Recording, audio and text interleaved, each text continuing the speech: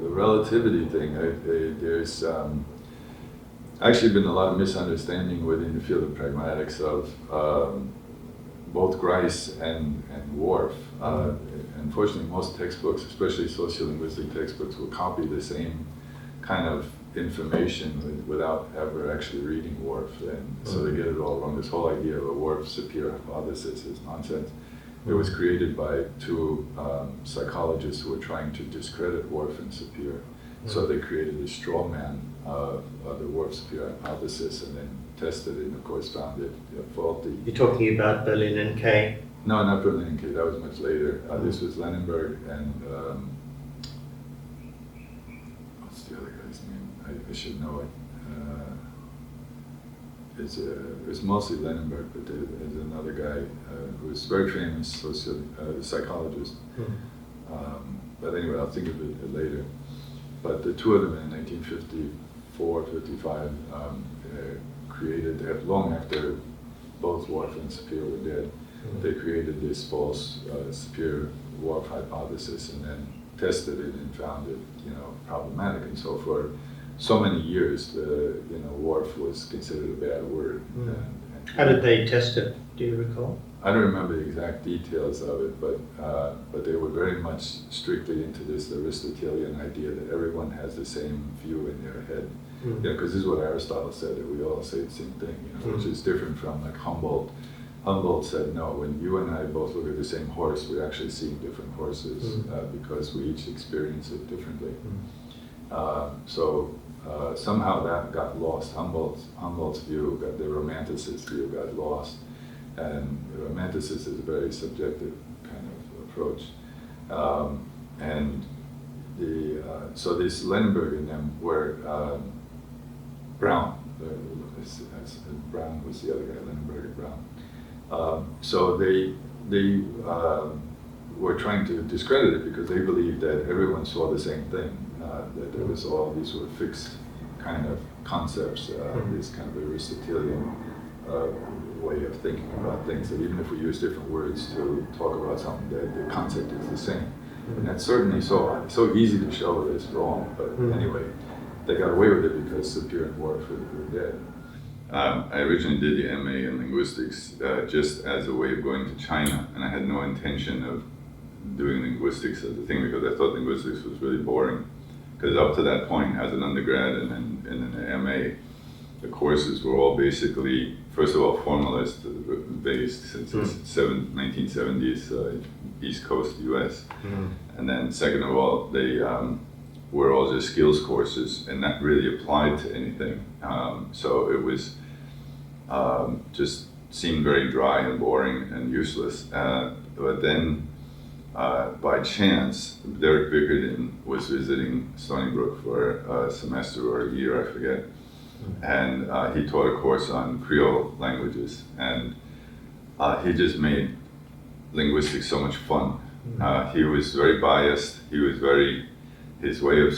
just come in, it was just chalk and talk in those days, and he would come in, he had a bag, but he never opened it, and he would write everything on the board, and he had all of the references, all of the examples, everything was in his head, and he would just write it out. He was very impressive as a teacher, but he had very strong opinions, and he had this bioprogram idea, and he would criticize the behaviorists and whatever, and you didn't necessarily have to agree with him, and I still don't agree with the bioprogram idea, but just the way that he made linguistics fun, he made it feel like we were on the front line of linguistics research, and we actually might even be able to contribute to that in some way. Yes.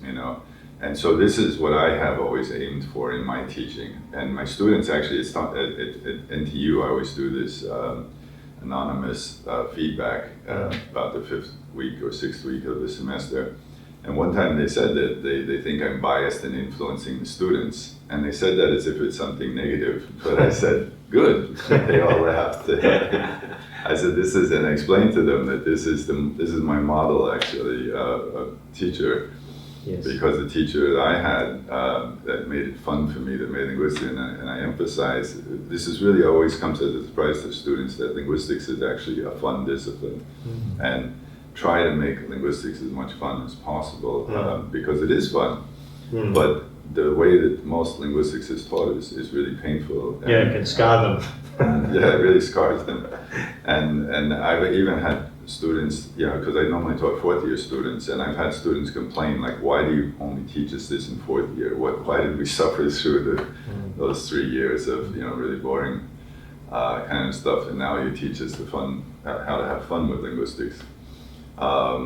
And so that was a really important turning point. I actually even wrote him a letter after I got my PhD to tell him how much he had influenced me. And yes. He was very appreciative. Yes, we're blessed to have good teachers, aren't we? Yeah, right. It really makes one teacher can make a huge difference on you.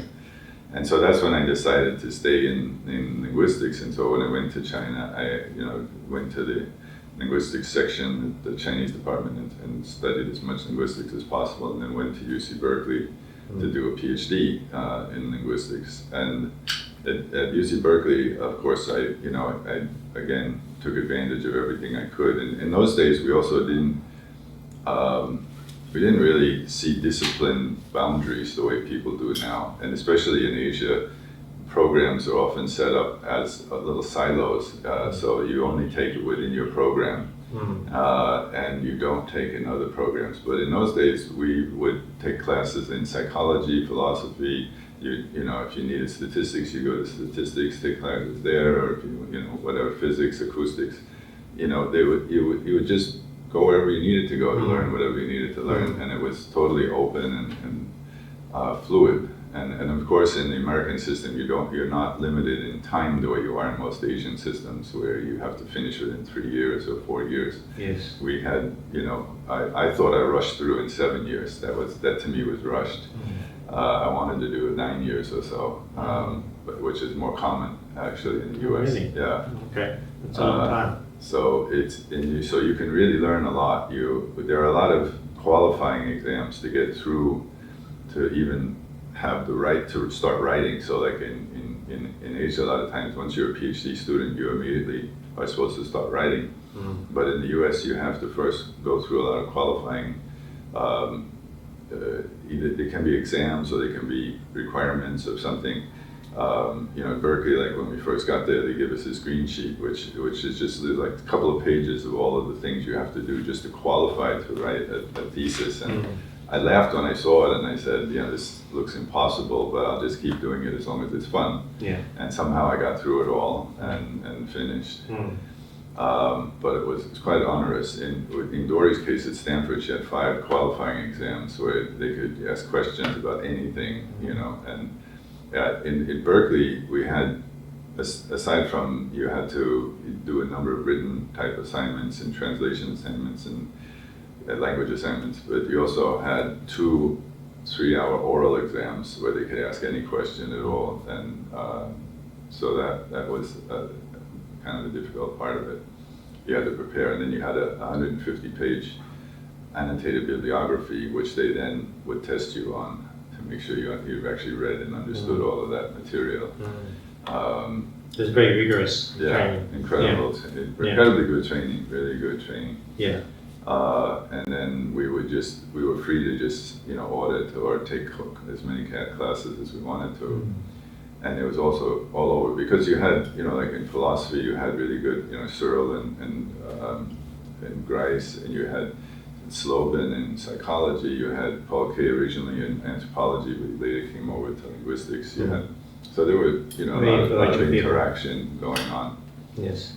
So it was really a very nice environment to study in. And then we were close to Stanford, so I could also go to Stanford and take classes. So I studied typology with Greenberg at Stanford. So it was just a really good environment. And most times people, when they get there, they don't want to leave again because it's just so nice. And I had one fellow student who was there at least 15 years. They finally had to just really push him out the door. But he was really well educated. He knew everything about everything after that much time being there. So that was my major thing. And then I went to Taiwan. Luckily, Professor Ding Bangxing had come to Berkeley as a professor. He took over Zhao Yunren's position in the Chinese department, and so I got to know him quite well. And then both in terms of sitting in on his classes, but also in terms of personally, because we would both go to Li Fengwei's house regularly. Li Fengwei lived in Oakland, which is not far from Berkeley. So, and I was doing the oral history of Li Fengwei, and Ling Mengxing would often come and talk with us and meet with Professor Li, and so I got to know him, and he wrote me a letter of recommendation to the Academia Sinica. And without that, I don't think they ever would have considered hiring a foreigner, because I was the first foreigner ever hired there. But he wrote them a letter and said, give this guy a chance. And so they did. And so that's how I ended up in Taiwan, even though I was offered other jobs, in another job in Hong Kong. What year was that, Randy? 1990. So actually I rushed, this is why I rushed my PhD. I originally wanted to stay longer at Berkeley, but in 1990 they gave me this offer and they said, okay, you have to come here by so-and-so time. And so I rushed like crazy to finish my thesis and then go over to Taiwan. And I spent 6 years at the Academia Sinica, which was also a really great experience in the sense that they left us totally free to do nothing but research. But they gave us very good resources. The library was fantastic. They would buy any book you wanted, and we could photocopy stuff. And I had huge files worth of, I had 5 large 4-drawer file cabinets full of in those days we had to photocopy everything, no PDFs. Yes. So I had all of these papers and things, plus all the books we had. And so I just, basically at that point I had read everything written in Tibeto-Burman languages that I could access. And in those days, I also had a database of everything I owned, because I had a research assistant to input all of my stuff for me. So I had actually a database of every paper, every book I owned, so that I could know if I had it and where it was, if it was in the file cabinet or it was on the shelf. So I could find things really easy. This was an amazing thing, using a hypercard stack. So this was a fantastic resource. And then one of the things nice about it is in the old days, we often had to travel to get resources. And nowadays you don't have to travel to do research, but we used to, like if you went to another country, you would go to a library and look for some things you couldn't get elsewhere.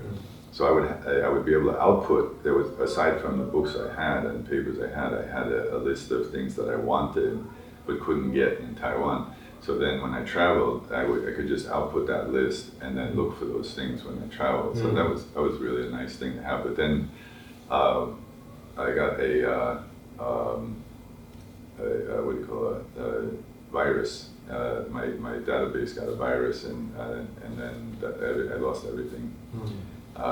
So that was kind of a bummer. Tragedy. Yeah, because I didn't really understand viruses at that time. This thing called a Christmas virus. I think I got it from Peter Ladefoged, but because he was an early fan of HyperCard, and he actually was probably one of the people at least who led to the development of PowerPoint. Because what he was doing is using the HyperCard software. It's a card software. It imitates the kind of cards we used to use in fieldwork, so you could put any kind of information, but it was a shoebox. Yeah, it's like shoebox. But it was a relational database, so you could, and it was really easily scriptable. You could do anything with make all kinds of output, fully formatted output from it and whatever. And it was really so great. And so he was using this slide after slide as his presentation thing, what we think of now as PowerPoint. Yeah. But he was just using this HyperCard on one thing. And so one time when I saw him give a presentation, I said, "How many Macs have you sold based on this?" And he said, "Don't laugh. Macintosh actually has talked to me about developing this into a regular type of program." And so that's where Keynote and PowerPoint come from. From people doing things like that. Linguists behind everything, right? Yeah, linguists. Yeah, I mean, you saw a rival. We can change it can save the whole world. But Peter was very influential, and Another thing I learned from him is I asked him one time, because I was trying to do experimental phonology myself, and I found it, as a grad student, I didn't have any money. And so I found it difficult to get people to allow me to do anything invasive on them. So I said, how do you get people to, stick things up their nose and whatever we need to do? And so he took out his wallet and pulled out some dollars, and he said, these things work really well, get people to do things. I said, yeah, I don't have those things, that's why, I don't have those dollars. So after that, after I graduated, I went to Taiwan, and that was really great. It gave me a really solid foundation. I could produce a lot of work. I also had a database, a hypercard database of all the Tibeto-Burman morphosyntax. Right, this is when you transitioned into looking into Tibeto-Burman languages. Right, yeah. So this is what happened is that my dissertation was largely about Chinese, but I had a little bit about Sino-Tibetan generally. But then when I went to Taiwan, they expected me to work mainly on Tibeto-Burman. So then I started, full-blown working just pretty much on Tibeto-Burman for a while, kind of puts Chinese aside. Yeah. And so I collected all of these books and data on Tibeto-Burman. Like I said, I basically read everything available on Tibeto-Burman languages, and I input it into a database of typology. It was a kind of typology and morphosyntax database where I could then output the markers. Say if I wanted all the agentive markers from all the languages, or I wanted the non-agentive marker, or I wanted particular word order patterns, or all kinds. I had more than 100 items that I had in this database. And then I could output them. And so this is where some of those papers, like my ergativity paper, my anti-ergative paper, whatever, all of that data just was easy to just pop out of the database that I created. But again, that got the virus, and I ended up having to stop using that, and Apple stopped supporting HyperCard for some reason. And I tried some other relational databases, but they weren't as easily scriptable. HyperCard was fantastic. In fact, Matthew Dreyer, I think, still uses a virtual old Mac, like 7.1 OS Mac, just to be able to use HyperCard. He continues to use HyperCard. I wish I could, but it's a lot of work to use these virtual machines. They're very slow. But he's been doing that ever since, because that was really a very good and very useful way of doing things. You could create all kinds of databases very easily. And then, so in Taiwan, the problem with Taiwan was my salary was kind of low, and the housing was very expensive, and so we always had trouble. We had to move like 4 times within 6 years because we couldn't find good housing, and it was difficult. Finally, the university, the Academia Sinica, gave us some originally condemned housing. They let us just live there for a while. Seriously, it was condemned. There was a big hole in the ceiling, and the rain would come in. We had to have these big buckets attached to the rainwater when it came in. But they let us stay there, and then I went on sabbatical. After 6 years, you were given a year sabbatical. So I went to Hong Kong City University on sabbatical, and while I was there, I guess they liked what I was doing, and they offered to let me stay. It's Xu Liezhong, who was chair at the time, was very nice to me and appreciated my work. So he said, "Why don't you stay?" And so I did, because Taiwan, although it was great being totally free, it was my ideal job in the sense of not having to do any admin or teaching. I did teach actually a bit at Tseng Hui University in Taiwan, but it was a long way off. In those days, the transportation wasn't that convenient, so I'd have to go like the day before, then teach, and then come back. And so it would like kill quite a bit of time, going there, 3-hour trip each way, and for a few postgraduate students, and then so I told the students, look, I can't do this, and then they came to me for a while, but I felt bad making them make the trip, so I only taught for a couple of years, and then said, no, I don't want to do this anymore. But because they had never had any functionalist. Well, actually, they had Cao Fengfu, who did some functionalist stuff, but they asked me to teach functionalist grammar and role and reference grammar and things like that. And pragmatics, I taught pragmatics. That's when I started teaching pragmatics, actually, was at Tseng Hui University. And I was able to take a class with Larry Horn at one of the LSA institutes, learn some more about pragmatics. And then one time during a trip, while I was in Berkeley, just by accident, I found in a bookstore, I'd heard about Sperber and Wilson's Relevance book. Yes. And it made a big splash in '86 when it came out. But in those days I was poor. I didn't really buy new books, and but I just happened. There was a lot of really good used bookstores in Berkeley, and I would cruise them very regularly looking for stuff. And so one day I saw this Relevance on there. It was like $6 or something. So I bought it and read it, and it just, this was another huge turning point in my life, that it just opened my eyes to the possibilities that, you know, even though they were formalists, they were actually students of Chomsky. So they kind of were very limited in how far they carried what they had understood about relevance and inference and whatnot. And so they still tried to hold on to a coding and decoding model, but then somehow the inference kicks in after the decoding model, but it's actually, they can't see that actually even identifying the ostensive act, identifying the communicative act, is, you need inference. In other words, to recognize it, what language it is and what the forms are, that also involves inference. So it's really, as Chuck Fillmore said, it's inference all the way down. And that's, you know, he was kind of being somewhat critical. Because in those days, people were really knee-jerk anti-Worfian. Like if you said anything that sounded Worfian, people would freak. Because there was this whole history of people criticizing Worf because they had this fake superior Worf hypothesis.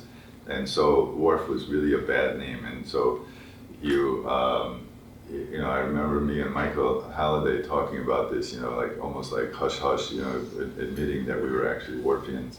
Because, you know, in those days you didn't want to let people know that you were, you know, liked Worf, because it was really a bad name.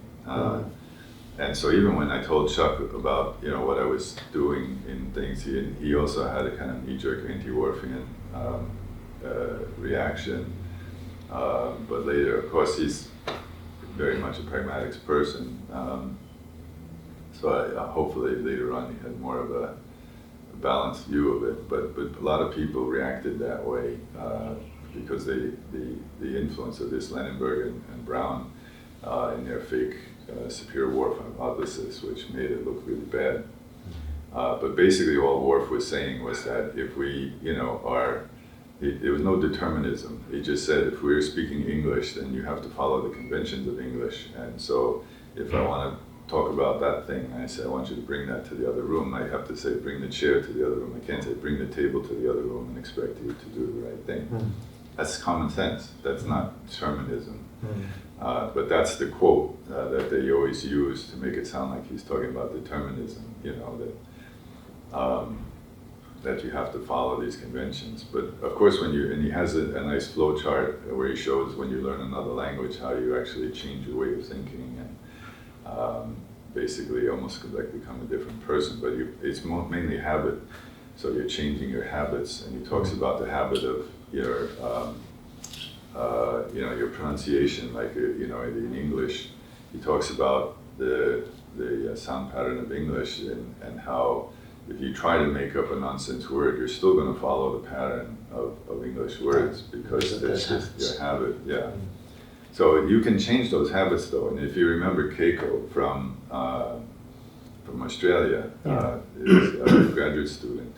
When I first met her, I mean, her Australian English was just so good, I thought she was born there. And so I asked her, you know, were you born here? She said, no, I've only been here about 6 years. So I said, well, how the hell do you speak English that well, especially with an Australian accent? She said, well, I just learned to understand my own habits, and I learned to understand the habits of the Australians, and then learn, you know, convert to those habits. And that's really all it is. That's what learning a language is really about, is changing your habits. And so this is why a lot of language learning, a lot of language teaching is really kind of going about it the wrong way, because they're not focusing on the fact that it is habit, a habit of thought as much as habit of speech. And so you have to change the way people think about stuff. Just like, me arguing with Dory about whether a pumpkin and a squash are different, because for her they're not different. For me, they're different. So when she makes pumpkin soup, it's actually squash soup, because she's bought a squash, not a pumpkin.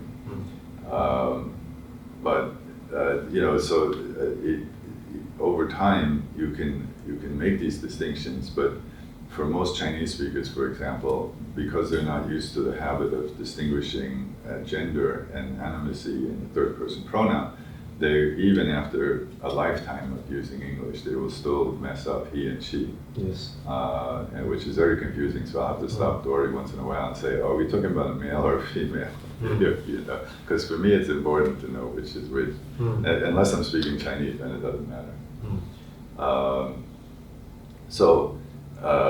In Taiwan, I was able to give myself a really good base in terms of reading so much stuff and writing lots of papers. And then unfortunately, so a lot of those early papers in the early 90s were based on that database.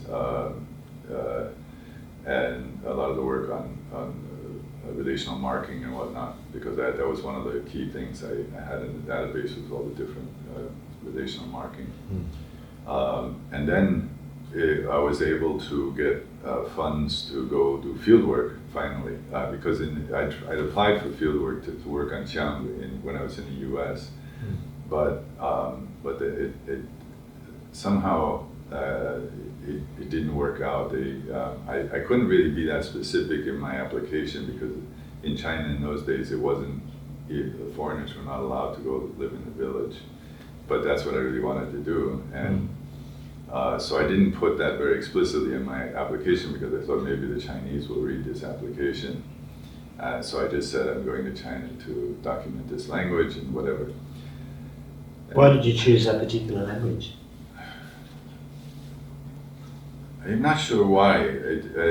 I had done some work on kind of looking at trying to reconstruct, or it's look at the sound changes from Proto-Tibeto-Burman to Qiang, and so I had a little bit of, there was a book that Sun Hong Kai wrote, a simple description of the language that I had used, and so I had some familiarity with it, but I'm not sure why in specific that one. I should have picked an easier language, because the Qiang is really difficult. I wanted to do Naxi or something like that.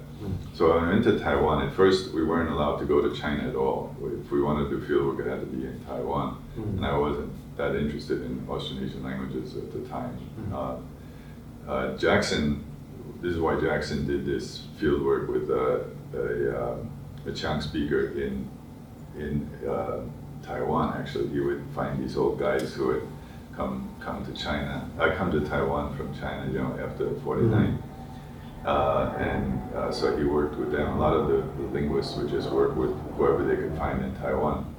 But starting around 1994, I think it was, they started to allow us to go to China and even Southeast Asia. And so then I started field work in Burma and Sichuan. And so that was really good, and funding was easy to get in Taiwan in those days for research. So we had all sorts of grants and the free time, because we weren't teaching or anything. We had free time to go and spend in the field, and so that really again allowed me to create a base from working. Because once you've worked on one language, it gives you so much experience in terms of how to document the language, but also how languages work and cultures, exploring another culture and seeing how a language is structured and how people communicate. And of course I continue to be using Chinese all the time and learning Chinese and writing some papers on Chinese, but it was a constant learning experience, and again, as I was saying, it constantly hearing people use Chinese and thinking, you can say that? You know, it's like, it seemed like it's such a free language, you can just associate almost anything, and as long as somebody can understand it, there's no such thing as ungrammatical. So important to live in the speech community, isn't it? To be able to see those and those kinds of usages that you would never see in a textbook. Right, exactly. So a lot of times, you know, especially in those days, the textbooks and even a lot of linguistic descriptions were all made-up sentences or translated sentences and things like that. So you really, like this brief description of Chang, it was all done in the late 50s, when it was a lot of what they translated for the data was these political slogans and things like that about the communes and whatever. So it really wasn't useful data that much at all. I didn't know how representative it was of it. And then when I went to work on Tseng, and when I first started doing it, I had the lingua descriptive questionnaire, and I had some standard word lists and stuff like that. And how did you find those? I just found it very impossible to use. So after a very short time, I could see that I wasn't getting the language, because the word lists were based on Chinese word concepts, and the Tseng concepts did not match at all with the Chinese concepts. You know, like, you know, as I mentioned, the Chinese have one word for cloud, whereas the Tseng, you know, the older Tseng people had, you know, many different words for cloud depending on the type of cloud. Yes. And they had very descriptive terms for the different names of the clouds. But the younger people, having been influenced by Chinese, now just have a single word for cloud, it's zudun, which you know, shows this another language contact phenomenon, that they actually lose. There's this coalescence of cognitive categories, so they lose a lot of the diversity of their original forms. Derek Bickerton came to Stony Brook for a sabbatical, and I was able to take a course with him. And up to that point, I thought linguistics was the most boring subject I'd ever studied, because all the classes I'd taken as an undergraduate or graduate student had been mainly skills courses and not applied to anything. They were, first of all, formalists, so they didn't seem to be useful for anything. And it was very dry. Like when we learned phonetics and phonology, it was just, you know, learn this sound and learn that sound, and, you know, pronouncing the sound. And it wasn't any. Later on, I went to Berkeley, and I took phonetics phonology again with John O'Hala, and he just made it so much fun. Yeah. With all kinds of demonstrations. In those days, there wasn't so much technology, and so he would have to do manual things like boil water and have us look down his throat with a mirror and stuff like that. Yeah. But he just made it really exciting and interesting. And then with Bickerton in Stony Brook was the time when I decided to go into linguistics. Before that, I was just doing the degree as a way to go live in China. And but with Bickerton just made linguistics so much fun.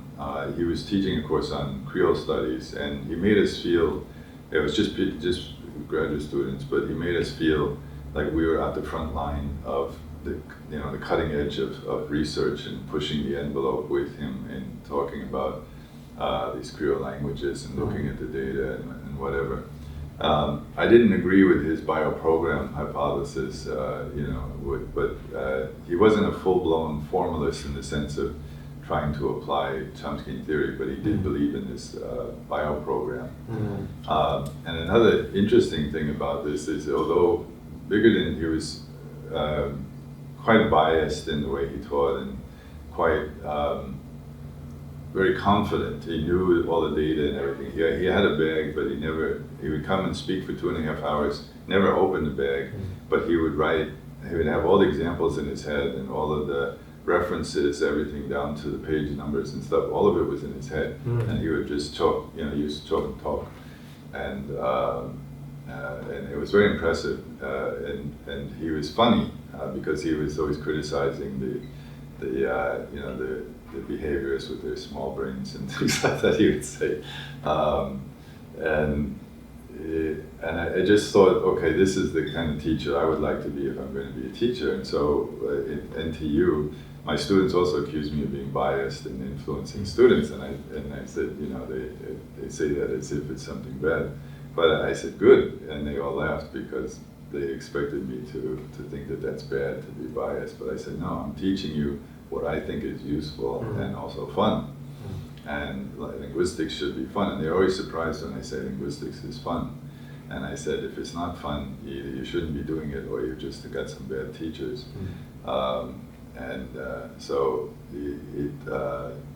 whatever you're learning, actually you can, any kind of learning can be fun. I think it's a natural instinct for us to enjoy learning, to enjoy creating meaning.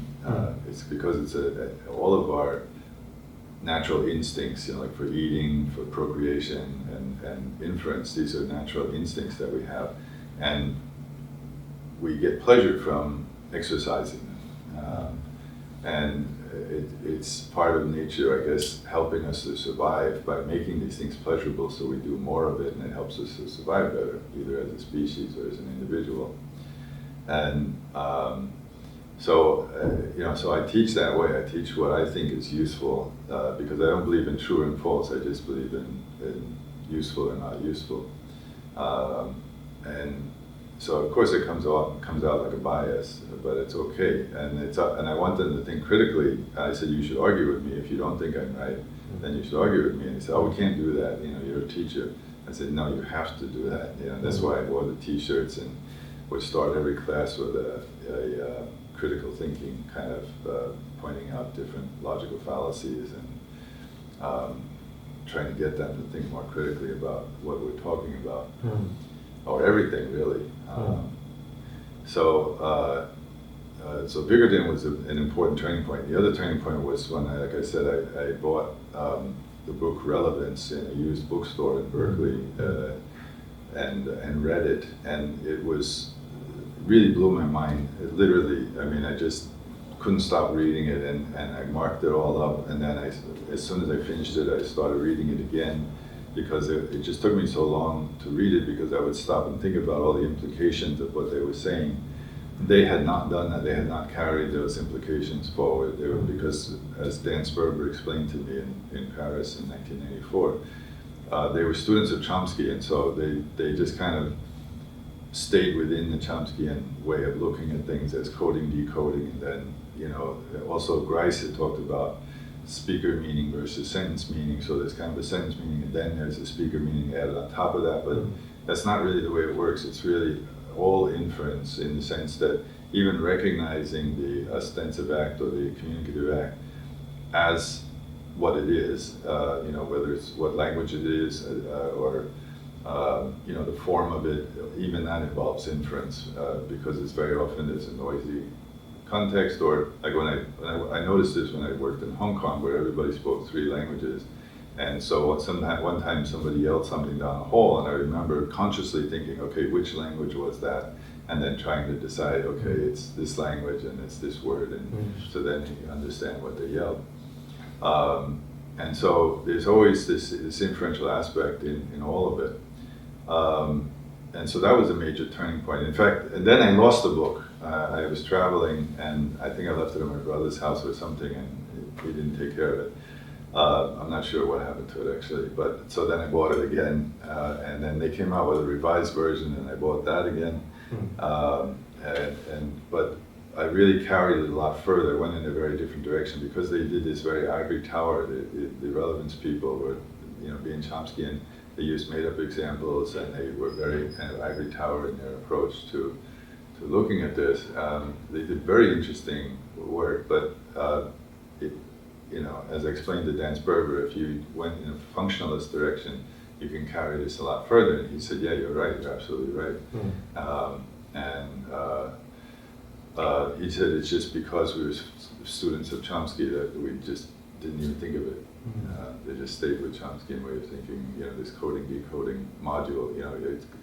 They actually have a chapter where they're trying to justify the fact that language is an information encapsulated module, but yet this pragmatic information somehow gets in there.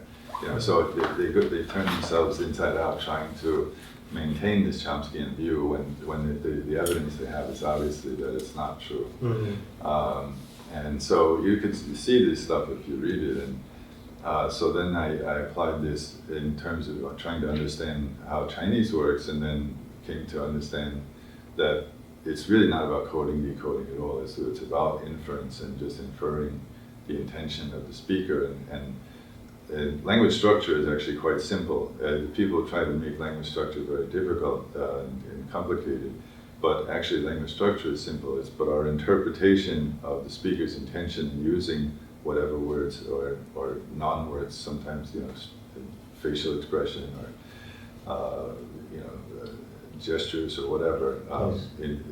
It's all one package, and so it's all about inferring. Okay, why did they do what they did?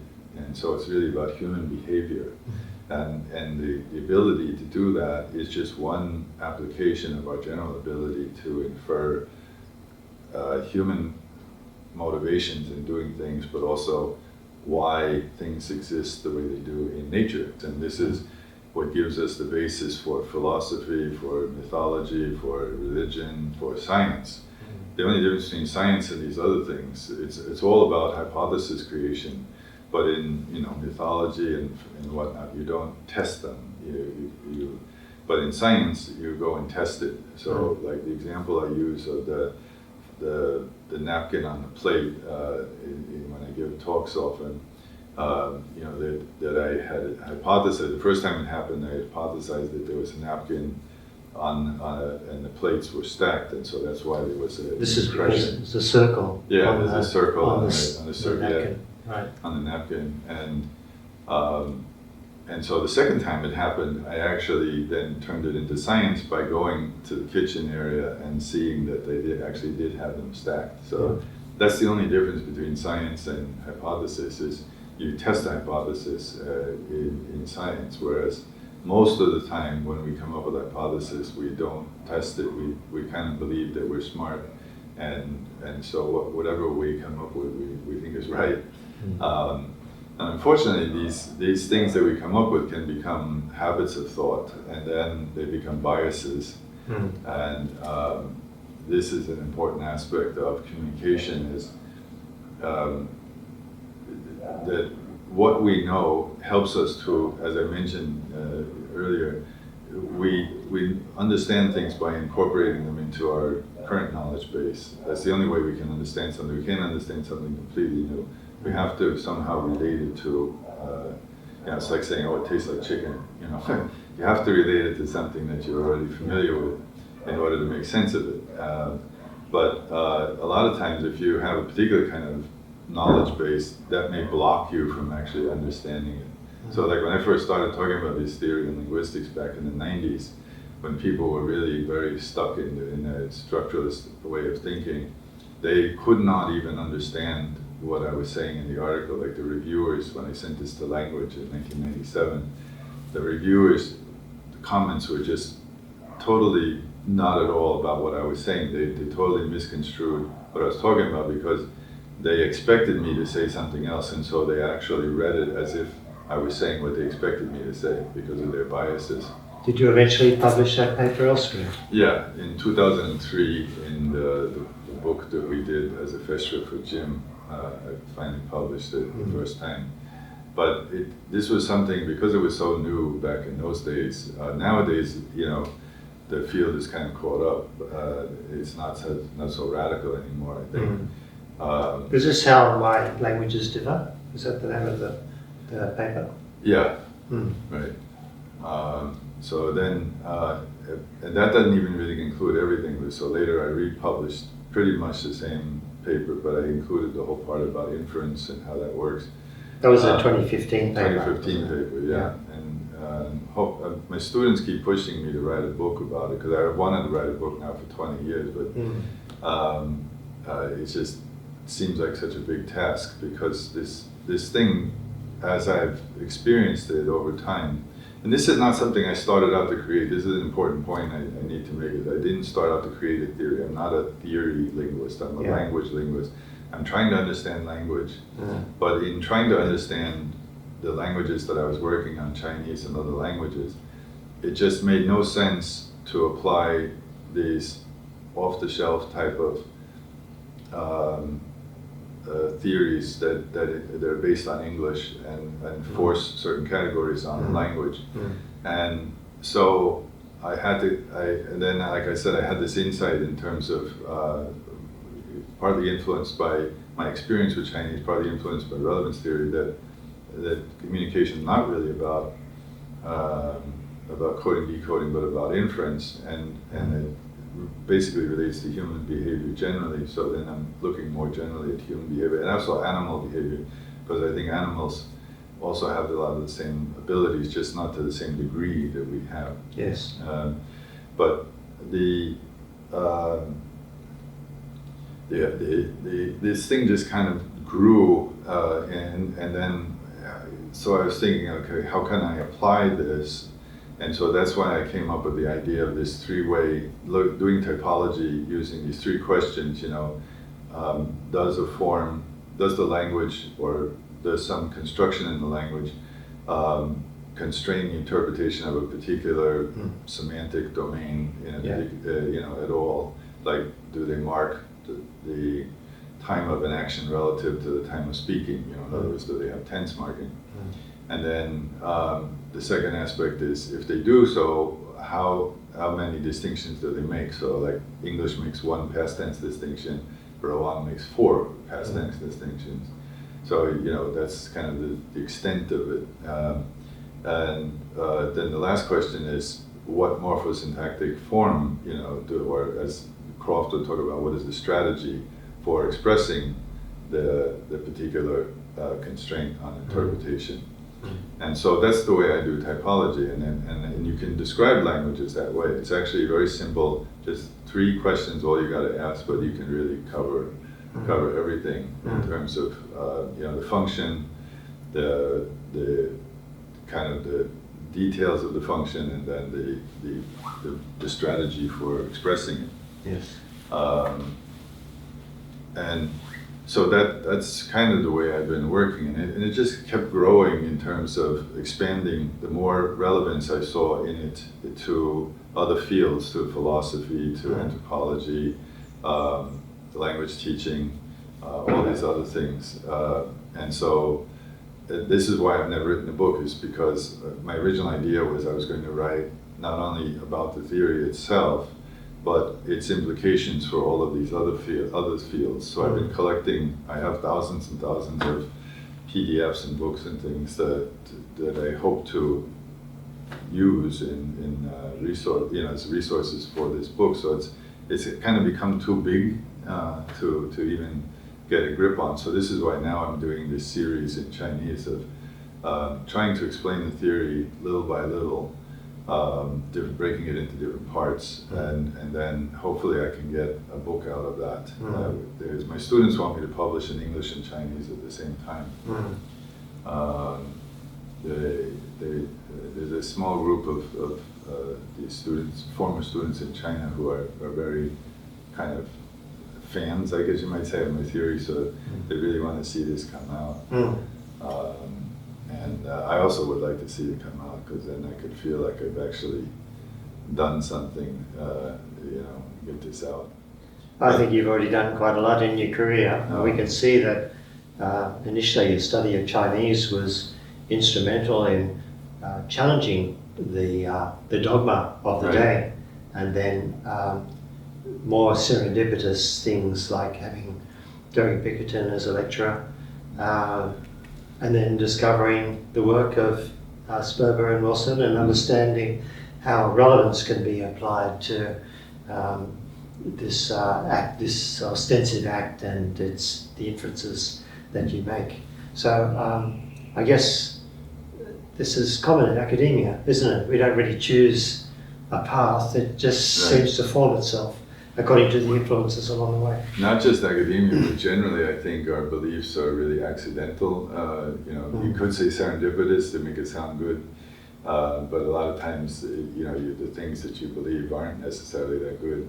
And it also, here's another serendipitous thing is, because I was a student of Bickerton, I kind of went along with his view of Creole languages for a long time. And then one day, totally by accident, when I was at City University, I was looking for somebody in one part of campus, and I opened one door looking for this person, and I happened to walk into a talk by Sally Coco Mufwini. And so I just sat down and started listening to it, and he just totally changed my view of, just that one talk, he totally changed my view of Creole languages. Completely serendipitous, because up to that point, the only one I was really familiar with was Bickerton.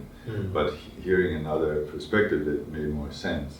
Yeah, he's got a very different outlook on Creoles, right? Hasn't he? Well, basically, all languages are Creoles to some extent. Yeah. Which now, I've been working on language contact for the last few years, and looking particularly about Chinese varieties and how they are really amalgamations of different migrations and the merging of these different migrations, creating these different varieties that we now think of as, the so-called dialects, but they're not really dialects, but topolects.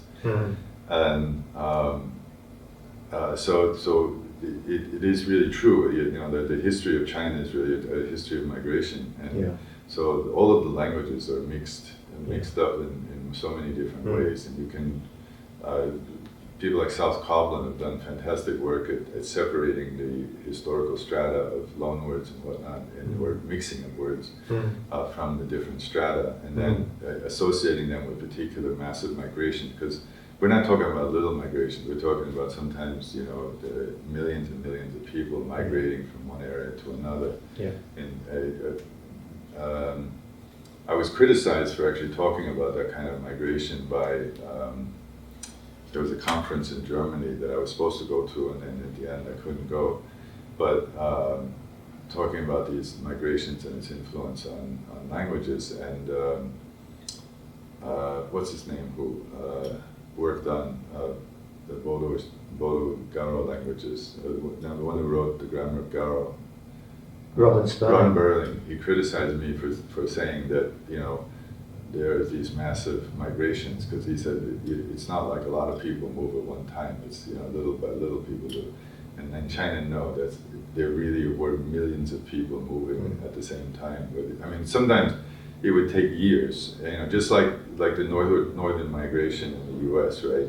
It's not like everybody got on the same bus at the same time, but over a very short period of time, you had 4 million people move from the south to Chicago, the Chicago area. So that's a massive migration. But of course, it's not like we all got on the same bus, with a little flag and whatever.